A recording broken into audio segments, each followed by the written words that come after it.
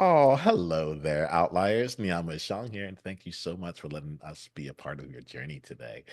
We have an Outliers Edge roundtable with four incredible outliers who are all playing their game to keep leveling up their impact, their income, and their identity. And so let's go here and see who we are playing with today. Why don't we get a chance to get to know you, Danny, first? Why don't you tell us a little bit about you and the game you're playing? Yeah, I have a podcast, the Earn Your Title podcast, and the main goal is to help men become better husbands, fathers, and leaders.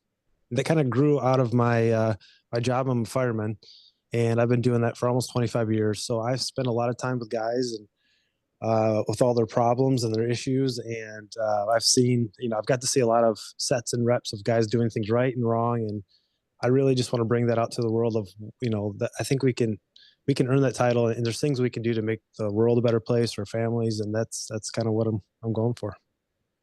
Oh, that's fantastic. We've had a number of firemen come through to our show, so I'd love to connect you, like Oh to yeah. hear. 'Cause yeah. There's some great leadership and such that comes from this here. Thank you for serving in that way and bringing us in. Awesome. Arielle, why don't we come to you and then we'll go to Leanne. Let us know more about you and the game you're playing. Awesome. So my name is Arielle Deane. I also host a podcast called The Independent Mom. That's really about helping women, but moms especially, learn how to own their finances, reimagine their motherhood, and live what I call a wealthy life. And that came out of my own story of kind of going from being behind financially, being in tremendous debt, and feeling like I was stuck in my job to actually getting myself out of that. And so coming out of that, I decided I also wanted to help other women, other moms do something very similar. So we talk a lot about finance, we talk about real estate, but we also talk about just some of the challenges of being a mom and wanting to do more than motherhood. So that's a little bit about me. I'm glad that you're here. Let's get to know you, Leanne. Tell us about the game you're playing, then we'll come over to you, Mark. Yeah, I'll start with the game. I'm in the game of disruption and self-improvement in terms of like alignment. A couple years ago, I kicked my 20 plus year career to the curb and said, no more, there's something more here. And so I launched a podcast called You're Up First. And it's really about how to do more conscious business, life, all of it. How can we do it better without the burnout? Without the frustration, especially as women. And in the fall, I launched a magazine called Living Wellness Magazine. And it's now part of the podcast where we're just really leveling up women in terms of like, what is it that really makes a powerful life? And a life that where we aren't always skating on the edge of burnout. That's really awesome. I love how like you started this thing from getting you the magazine seemed like it was a separate thing, and then you're like, wait, hold on. They're actually all working in the same ecosystem. Am I getting that right? Yes, exactly. Oh, I love this. We're going to be playing a little bit with that. Well, thank you so much for being here. And Mark, can you let us know more about you and the game that you're playing right now? For sure. My name is Marc Azoulay. I run a company called Men's Therapy Online. You can probably guess what we do. Men's Therapy Online. We do individual, group, and retreats. It's a community organization trying to get guys to connect with each other on a deeper emotional level. Have a podcast called Men's Therapy Podcast. Very direct in my branding. So that's kind of another way just to kind of like break the stigma of mental health. And that's kind of the game I'm playing is like getting guys to take, their mental health seriously, to find support and resources and really connect with each other. Like I said, on that kind of deeper, more emotional level. A lot of dudes are really lonely. A lot of guys are really suffering right now, and we're trying to help that. Yeah, I appreciate you and the work that you do. I appreciate what all of you are out here doing. Each of you stands for something, and like is bringing that out into the world. And that's why I asked you to be here because you've chosen to be leaders. You each have your own podcast. And I use that as a proxy to say like who has something that's important to them and have gone from being on the sidelines talking about it to like actually getting it out to different people. So I want to ask you as we have this conversation. I'll be looking at two things. I'll be looking at your outlier, what like, and how you leverage being an outlier, but then also your edge. What are the things that like put you on the edge of your comfort zone?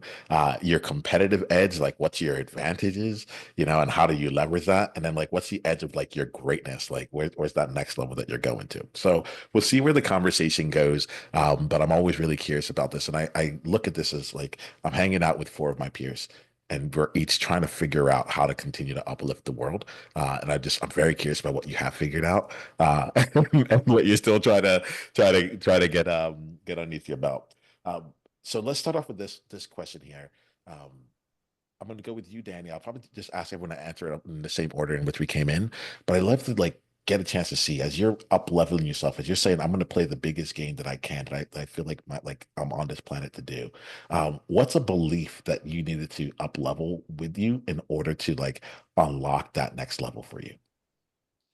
For me, it has to be that what I have done and what I have to say is valuable, and that other people want to hear and need to hear it. And it's not just, you know, I'm not just talking to a camera in my basement. That it's a true message that needs to get out there. And it's not just I should, or it's not that I can. It's that I should. Like I've been put on this earth, and I've seen things and done things for a reason, and people need to hear this. Not just that the world is a bigger place, and that I need to get out there and share that message, and it's important.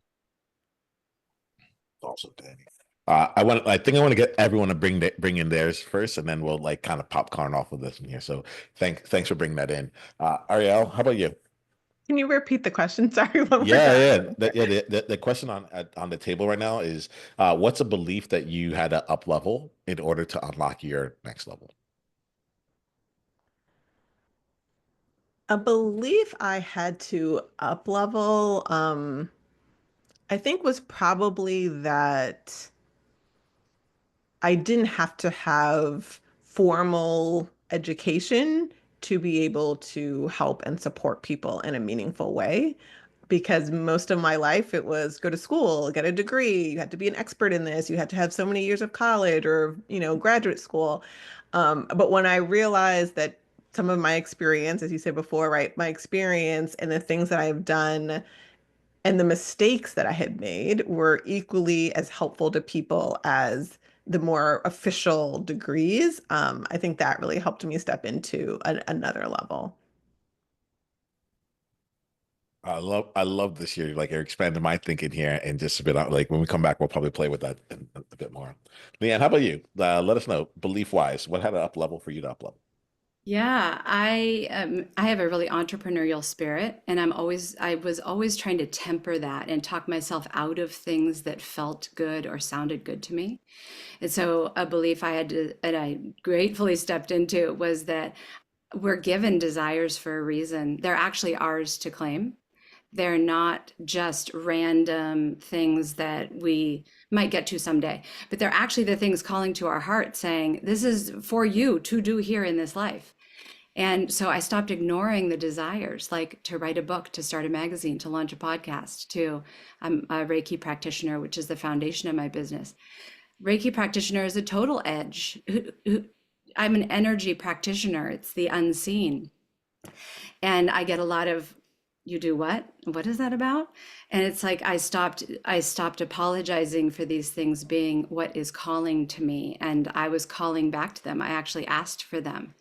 And so that was the belief I stepped into, was this is meant for me. Ooh, I feel that like that right there. This is meant for me here. It's funny when you say this, Leanne, because I used to work as a retirement actuarial consultant, and it's a very solid, very like clear thing, but I also had that same kind of reactions from people. I wasn't in the energy game, right? People were like, you're a what? And how does that? What's that mean? So in hearing you say that, I'm like, oh, you know what? People just respond how they respond. And outliers, if you're afraid of it, know that you can be doing something that is completely textbook. Like like you take exams as an actuary, and still get that same thing. So you might as well get more of what it is that you actually desire if you're gonna have to go through it. Awesome. Leanne's giving double thumbs up for anyone that's listening right there. So love it, love it, love it. Mark, we're coming to you here as we wrap up this initial question. But what's a belief that you had to up level in order to play at the level you play now? For sure. Yeah. I think the biggest thing is like patience, pacing, and perfectionism are things that I really had to work on. I grew up in the age of the internet. I don't think a lot of guys did. And I look around, I saw all these like influencers and super successful people, not to mention, like my dad, right? Like there's like all these men that like I wasn't there. And for a while, it stopped me from doing anything because I was always comparing myself unfavorably to people around me. So I'm still learning it, right? But like really trying to be humble, really trying to like work at where I'm at, trying to take one step at a time and just like moving forward at what is a reasonable pace. Because again, I can be very impatient and very perfectionist, wanting the dreams and visions, like all the stuff, Leanne, that you're talking about, like all that stuff to like happen yesterday, and like always feeling constantly behind. And I need to always check myself and like breathe and just move forward a lot slower. Well, like I appreciate it. Even before we hit record here, we all took a collective breath today. There was something in there where I'm like I'm gonna want to like move really fast with this energy, and I needed to slow me down in order to play. So thank you for bringing that in, Mark. You just talked here about like moving at a reasonable pace and wanting to create things really quickly. And I think I'd like to take our conversation in that direction because I saw some big nods as you were saying this here. So let's this is an open question here, so you can just jump in. I want you all to just respond to it. Um, but I'm getting really curious around uh, lessons that you've learned, like as it relates to time, right? How long things take, like the patience element of it all. You can explore it from a couple different angles, but like I just started to realize now that I've been doing this for I guess about a decade now that I'm like, oh, there's more time. There's a lot of time, and things take time. So I'll be curious here. I'm going to leave it a little bit open to see what kind of outlier insights you guys have, or outlier outsights, I should say. And I'll put it. Want to speak to something that you found about you and time as you've continued this journey. Anyone feel called? I'll jump in on that because I was just arm wrestling this very topic this morning because I had the magazine showed up in print form last night, and it had errors in it that were not in the final proof, but they have been shipped to subscribers. And so, as we know, as entrepreneurs, you take big risks. Sometimes it doesn't go your way. One of my favorite shows is how it was built on NPR because it's always about the disaster before the success. And it wasn't a disaster. It's not anything awful. Nothing's ruined. But I was so impatient and really discouraged because I was like, wow, so much effort, so much time. And then the cover isn't right. Like it's truly got a bad thing happening there.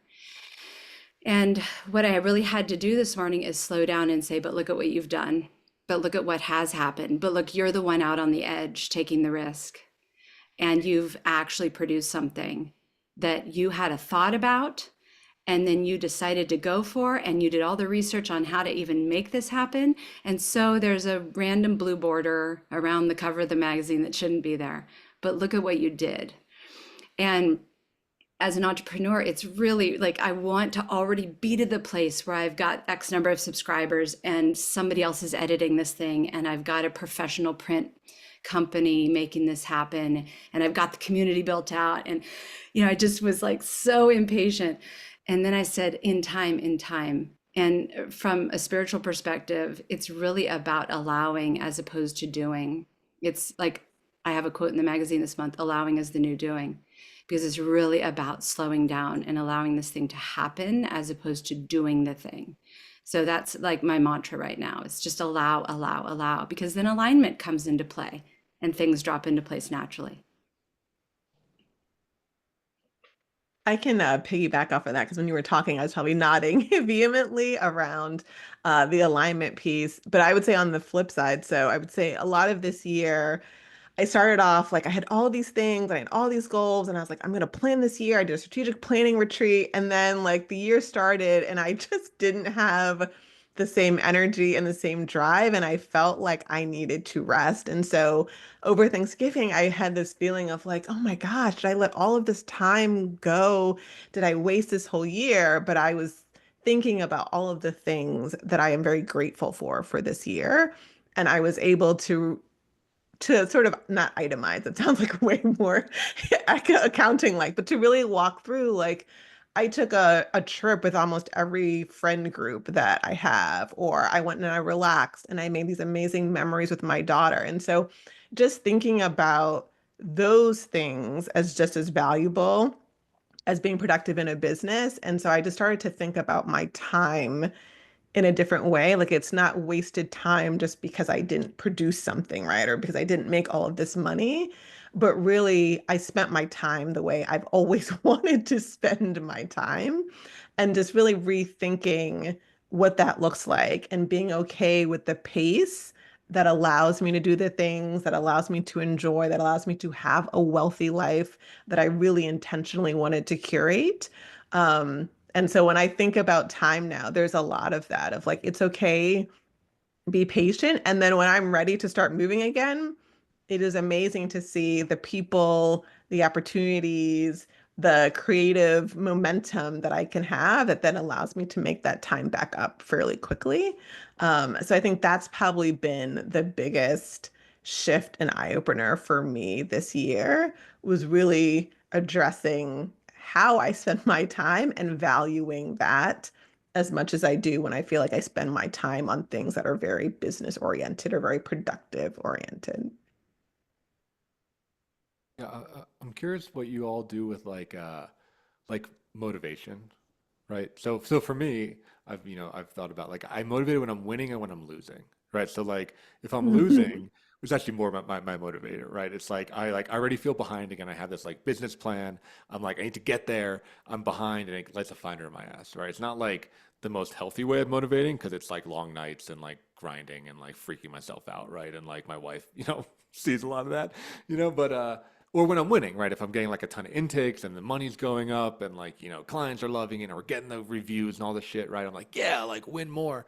But I struggle with the grind, with like the like just slow and steady, like, in my business is like getting, a couple client leads a month, turning out our podcast episodes, doing the groups. Like it's just like steady, which is like kind of what I want, right? Like I want stability, but I really struggle in like the stability moments. I'm curious if y'all feel that or what your version of that is, like the fuel that kind of like gets you going.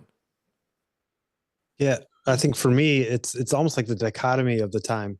Today seems long. This is my third podcast. I did two of my own. Oh, yeah. Today's the batch recording day. We're doing this, and that seems a long day. I know I have editing coming up, but if I look back, I've been doing it for a year and a half. That seems like 5 minutes ago. Mhm. Like it's so fast. And if I look at my career, that seems like I just started. And so to have like that realization that even though this is hard work right now, that is going to go fast. Time is going to be, it's just going to keep going. And the exponential growth, I think, is what is really cool about like putting yourself out there. It's these little, you're chipping away, at the success. Like when I first started my podcast, 30 people listened, and those were my parents probably listened 10 of those times. And then all of a sudden you're at 100,000, 20,000 downloads. You're like, oh wow, like this is, and people are reaching out. And that's what keeps me motivated, is that I know I've put the work in and I see where I've gone up to this point. And man, if that exponential growth keeps happening, the grind is worth it. Like it is, I'm going to be going where I want to. Maybe I'm not there yet, but I can see it. That's what kind of gets me excited, that the little things matter. Like the little, the grind of editing something, which is tough to do, it does matter and it does produce results. Yeah. I'll chime in on that because mine is about envisioning what the result of something will be. That's where my motivation lies. Is like, where do I want to be with this effort? And that actually helps me determine what the effort is, because if I can't name a result that might come from that effort, it may not be the result I actually get. But if I can't name something that this is feeding into that will result in something I want eventually, then I don't give it the energy. But if it's like, oh, I can see where this could proliferate into something else, or the connection is on this line that I'm looking for, then it feels really motivating to me to just put one foot in front of the other. I've found that I can't do it for, reasons that aren't true to me. There's a lot of honesty in entrepreneurship for sustainable success. I think success in entrepreneurship is fine, but sustainable success really comes from a truth you tell yourself about why you're doing it. And it often isn't about the money. It's about like this deeper purpose. And the money happens to come from that. hopefully, right? Fingers and toes crossed. But in the meantime, you have fun. In the meantime, you're like jazzed and up with it because the truth is there. Yeah, Yeah, there's a book, and I'm gonna mess up the name of the book, 'cause I don't remember it, but he talks about like ego goals versus soul goals. And I think to your point, Leanne, that there's a lots of times when we put these arbitrary goals out there and they're for our ego, right? So we can say, oh, we won. So we can say we had this thing, but they're not really aligned to the purpose that we want to have and the impact we want to have in the world. They don't move our soul, whatever you want to call it, right, in that way. And so oftentimes those goals, sometimes we go after them because we've been trained, honestly, at least within the United States, to pursue a lot of those things. But I often now take a step back and I try to say, like, is this a ego goal or a soul goal, right? Is this something I really want to do, or is it something that I think I should be doing? And that also helps me sometimes with motivation, because I think, to your point, if it's something I really want to do, then I'm like, okay, this might be the annoying part of it, but it's going to get me to this end state goal. Or I outsource it if it's something that I really don't like, but I know it's going to get me closer to what I want. But I think that's a big part of, for me at least, the shift in motivation is getting really clear on what are those things that are truly the things that I want, and not just the things that I think I should want. And then also, what are those things that maybe I do want to do for the ego, but being really aware of that. So I know, like, hey, this is not fun. That's why I'm doing it. Well, Elias, I'm going to bring you all into this here, like, because I'm hearing things around sustainable success versus just success. I thought that was really really interesting here. And Arielle, you were talking about like the year that you just had and how like you're like, I have these goals and I plan out into something amazing. And then you're like, and now that I've written it, I can walk away from it and actually live life. And I was thinking about it, I was like, oh, look at those like metrics of success here, right? Like really having that wealthy life and living that yourself right now. You had talked earlier about how like I'll catch up when it comes to the time. I'll catch up. I'll make that time back up. And there's something about it where I'm like, I think isn't like this is what you do, right? You help moms like live this wealthy life. Like this whole year was just like an investment into like this is what is actually possible when you do it, when you actually sit in here. So I'm excited for because it like, and I do use the word investment. I'm like, I think you're going to get way more multiples of return, not just from Yeah. a heart perspective, but from that level of like sustainable success. Like a lot of people talk about things that they don't do. They want to have a wealthy life, but they haven't actually like stepped into it. And you're like, oh, I just spent the last year doing that. So that really caught me. That really caught me. Um, I'm gonna go to one more thing here, and y'all talked to Mark. You brought in like the grind, and I'm curious what the grind like means for you as we go through. What you talked about like you talked about something that seemed like, hey, things in my business are actually working, but it's a bit boring. It's a bit grinding. Like I'm like having yet another conversation. I'm yet like, okay, I think I'm onto something you here. got it. Can Yeah, you you speak got to it. that real quick here? Because like 'cause I think a lot of outliers like we're like shiny object or like we got to break something in order for us to do like know how to step into it. Speak to that. I see a lot of nods here, so I'll put that into the conversation and see where y'all take it. Yeah, I'm a builder, right? Like I like the blast off, I like the hustle. Leanne, you mentioned disruption. Like I'm really atypical for a therapist. We can get into that at some point. But like I like pulling shit off. Like I think that's my big motivation. It's still like a very childlike motivation, but like I have an idea and I'm like, can I do this? Like could this actually happen? Could this actually work? Like could I bring this out of my brain and like into the world and like maybe even get paid for it, right? And like that's really exciting for me because it feels like it's kind of like a challenge and it feels like almost like I'm like a trick in a way. Like I'm almost like, like doing a trick and it's like getting rewarded. So like I like that part of it. But yeah, the grind is like, yeah, I mean, so I do the podcast, I run the business. I also am a therapist, right? So like my grind is like seeing my clients, running my groups. Nothing's really happening. I mean, like we hired like 4 people this year, so it's like managing them. So it's like I'm doing the stuff, but there isn't that kind of like gaminess. Use the word game a lot, and it's like there's not a play aspect. It's just like just holding steady, and without that level of like excitement, I can sometimes like burn out. It feels more confining than it does freeing. Mhm. Do you have things outside of the business that sort of help motivate that activity? Oh, for sure. Yeah, yeah. I mean, I have like a ton of hobbies. So like I do like CrossFit is like super fun for me. That although that can also be a grind, I'm also like a huge nerd. So I'm like playing Dungeons and Dragons or like playing a bunch of board games and stuff like that. And those like creating worlds in that is very helpful for me. Um, so yeah, I definitely have stuff outside of my life that like I can feel creative. But I feel like yeah, I need to be feeling creative kind of like Hmm. consistently. It's an I, interesting place. Oh, go ahead, Daddy. I was thinking one thing for me when I think of the grind is never fun, Yeah. right?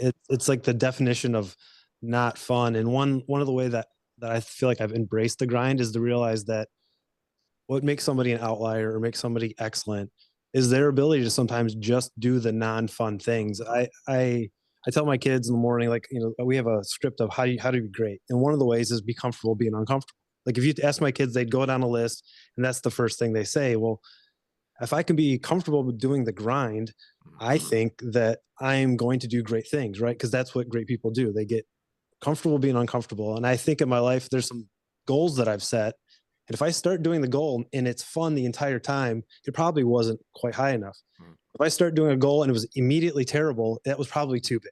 So for me, it's like I've done some races, some adventure races. I did a race called the World's Toughest Mudder. It's 24 hours.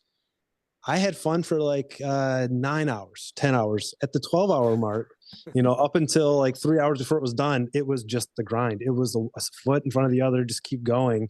But because I did that, that put something in my brain that I can do this. I can name the thing. I can put out 12 podcast episodes and get, minimal downloads, or I can reach out to call people on the phone and not get answers.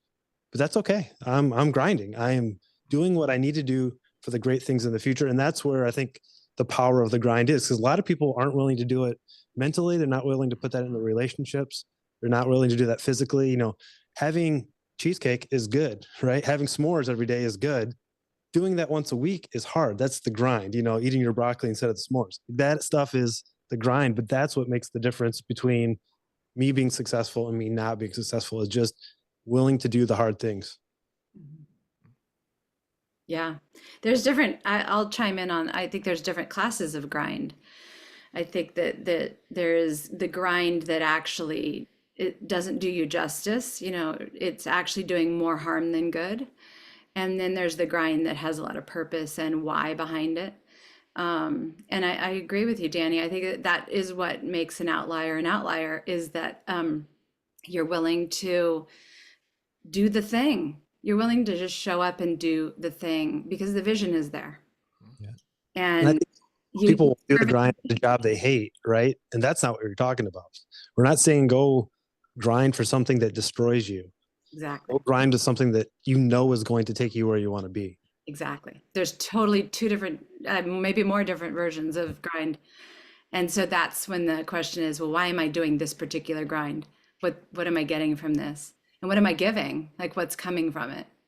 What am I offering people from this grind? And that is where my motivation, like I just get lit up by the idea that this is actually it serves me first, which is a really big, important thing for me. It has to serve me first. And then the outpouring of serving myself becomes the gift of what I'm producing. And so the why is just like for me all over that. One of the reframes that also helped me, although I think it's always easier to say it than to do it in practice, is what am I getting instead of what do I have to do? So like, what do I receive from this? So like doing this right now, like even though I really don't want to like do the grocery list, it's going to save me time during the week, right? This is giving me more time during the week, or this is giving me more time to go on vacation. This is giving me the money to be able to do my dreams. And so just like switching, I actually have a friend who does this in her calendar for everything, which I was like, that's extreme. But just like those small refrains sometimes, I think can sometimes help like get over the like, oh, like I have to do this. And it's like, no, I don't have to do this. Like this is actually giving me X, right? Or this is giving me Y. And I think that's also helped a little bit from time to time. But I also think sometimes we are stuck in doing things because we've just been doing them and we haven't sort of checked in a while to say like, do I still really like doing this? Or is this just something that I'm good at? Is this just something that I've done for a while? And so are there ways that I can reorient my business, right? Or reorient the leadership pieces that I take on in my business and have someone else take on more of the repetitive, consistent aspects. So I get a little bit more of the pieces that actually delight me and actually give me a little bit more excitement. So that's something too that I know I have thought a lot about. Yeah, I'll piggyback on that too. You know, one of the things that is like, if I do the hard thing, what am I going to do as like a reward? And so, hiking and being out is really creative for me because I can completely unplug. And the craziest stuff happens out there when I'm on the trail. It's like, oh, I know what. And it's like the problem gets solved, or the next thing that I'm supposed to do, and so the balance of the grind with the thing that I actually want to do often is the missing link between like the thing that I think I'm going to get to do at my desk is not where it shows up. And so I think that the grind has to be part of a balance in the rest of life. Like you all were saying, like Marc, I love all your things that you do. Um, I think that that is the creative life, is you're enjoying things beyond what you're doing at your desk.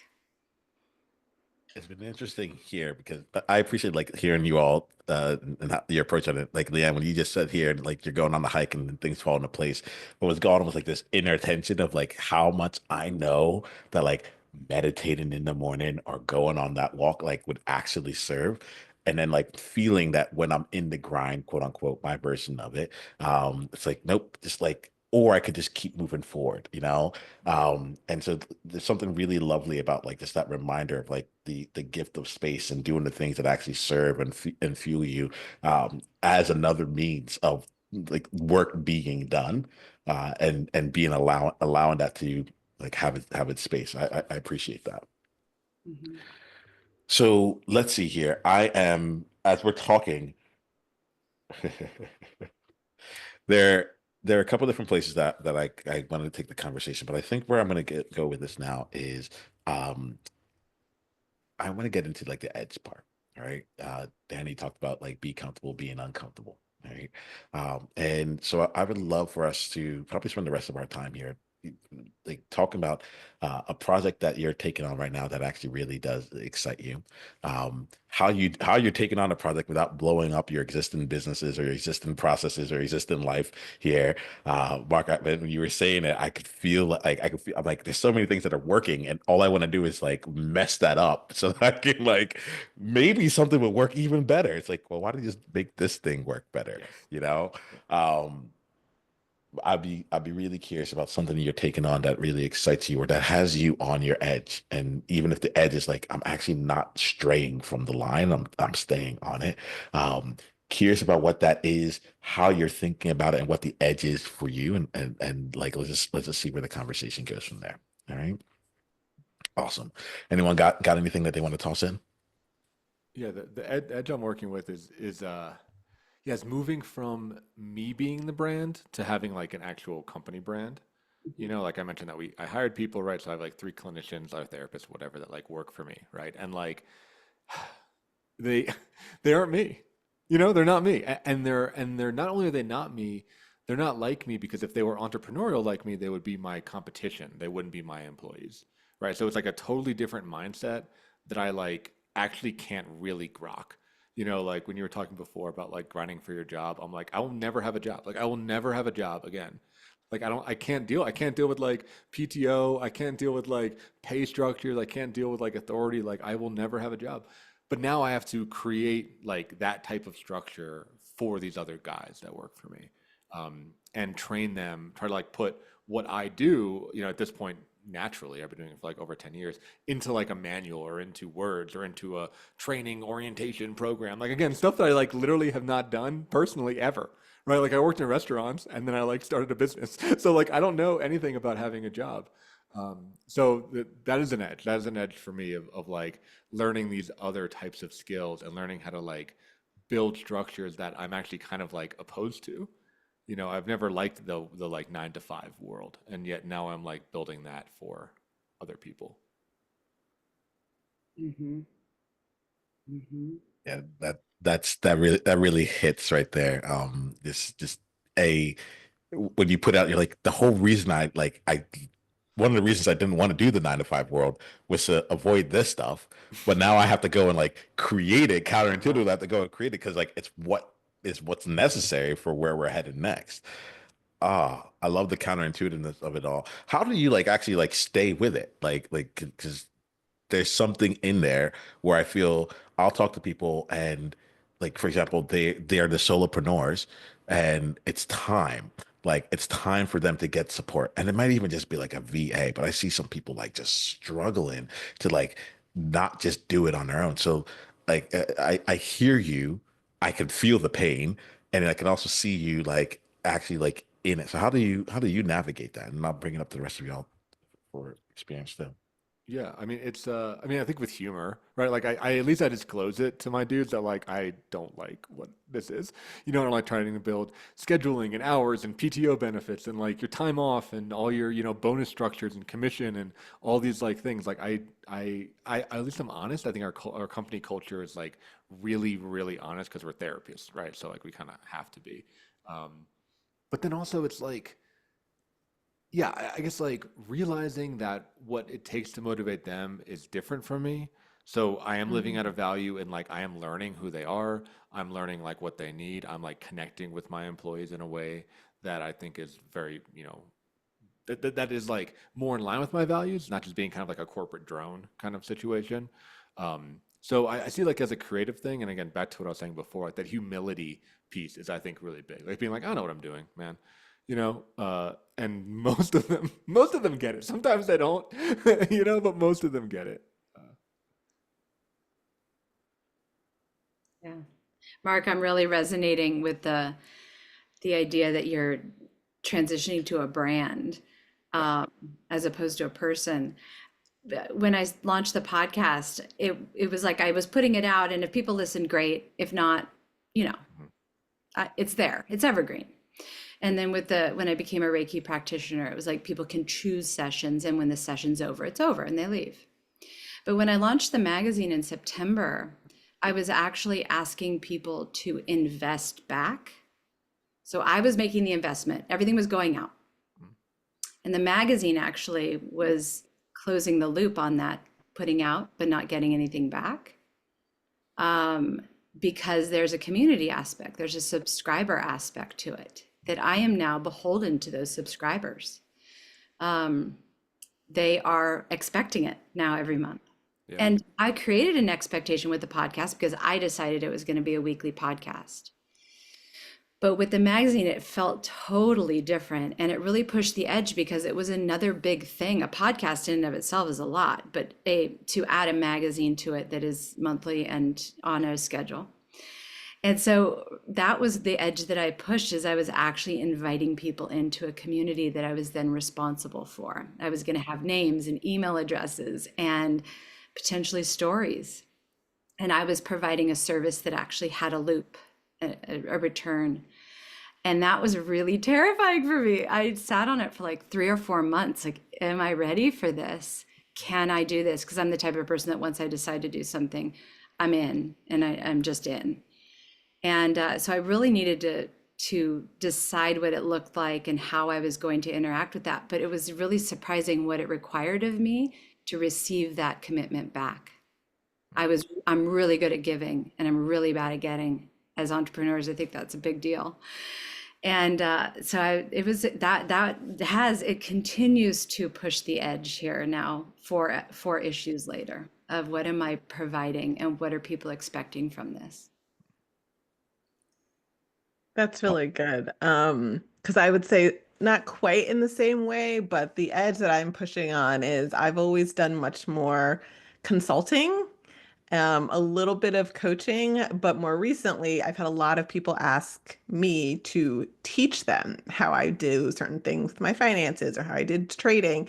And that's always been this thing that I'm like, I don't know how well I teach. I've always sort of teetered on it. And so really had to push past that because I've had a lot of people ask me. And so I did sort of like a beta version of this course that I wanted to do. And it actually wasn't as bad or as hard as I think in my head I had made it out to be, but it has really pushed me beyond just thinking about, well, I sort of give advice or I sort of know where you are in your business and I can help you get to the next thing, but how do I think about teaching content in a way that is like simple and easy and where I can have the right patience when people have questions. And so like it's just a very different set of skills and way that I've operated. And it's something that I'm testing of like, do I like this or do I not like this?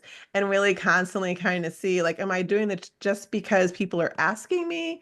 Or does this feel like this is the right next step for me to move into? And could I, with a little bit more practice and a few more reps, feel as good about these sorts of interactions and offering something up like this? Because similarly, I feel this responsibility that feels slightly different when I am teaching people something. It's like, oh, did I leave this out? Are they going to know enough? How deep should I go? How detailed should I go? Which feels very different from, when it's your business, or it's, a company and I'm consulting.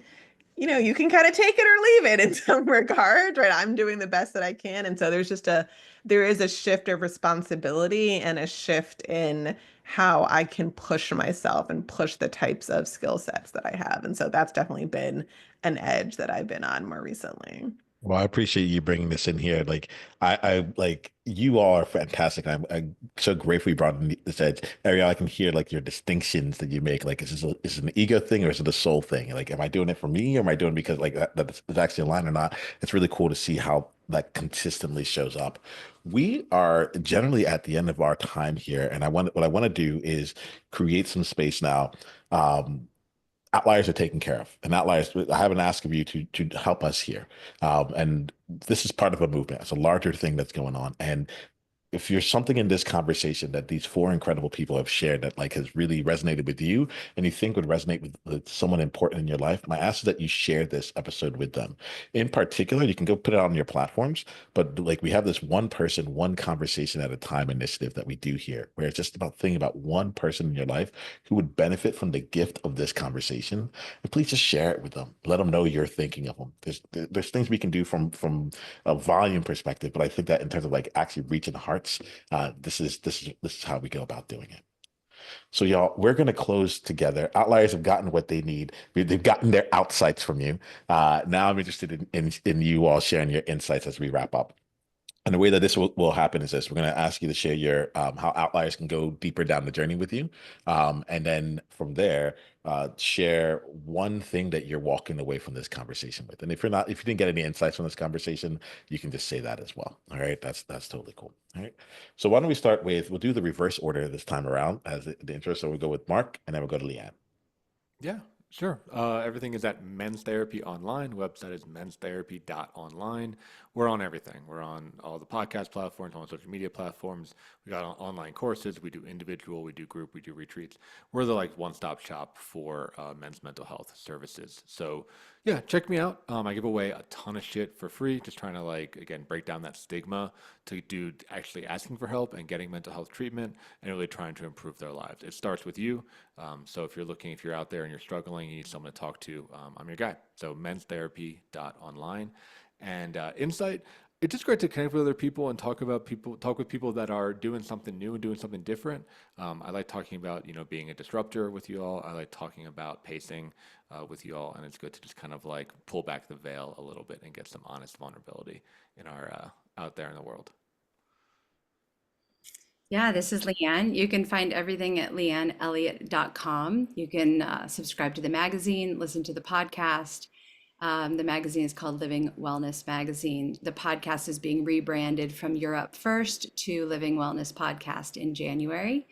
And you can also learn about what is Reiki energy healing there as well. I have a whole menu of ways to try Reiki if you've never done it before. I even do remote Reiki. It is actually a thing, and it's pretty amazing. So everything is at leanneelliott.com, and my social handles are at Living Wellness Muse, M-U-S-E. And the takeaway is, thank you. All of you have so much wisdom, and it's wonderful to not be alone out here. A lot of what we do is by ourselves, and I love knowing that we have this community. Well, I'm glad that you're here. We'll go to Arielle, and then we'll go to Danny, and we'll be done for today. Hi, my name's Arielle Deane. You can find everything for me at arielledeane.com. I have a lot of extra E's. So it's Deane and it's Arielle, Arielle, arielledeane.com. But you can also find me on Instagram at the independent mom, which is sometimes the easiest or fastest way to find me. But on the website, you can sign up for any sort of coaching or business consulting. And you can also get on the wait list for upcoming retreats, which should be happening next year. But this has been really insightful. I think just seeing that we all go through these like waves and iterations, or we're all, I think, at different places in our business or our podcast. But it's fun to see that we all struggle with them in different ways and at different times, whether you've hired people or you're just starting or you're trying to get out of the business. So I think that's been a good insight for me. Thank you, Arielle. And Danny. Yeah, my podcast is the Earn Your Title podcast. You can find me on Instagram. That's where I'm most active. Danny Dumas, EYT, which is Earn Your Title. And my email is really easy. It's just my name, Danny at DannyDumas.com. And my biggest insight is that we're all, we're all trying to figure it out. Some of us are doing great, some of us are doing bad, and we're doing that at different times. And yeah, this has been cool. Thank you. Well, thank you all here. Outliers, you are not alone. And remember this as you go out into your world here. Be you on purpose. Till the next time we talk, journey on.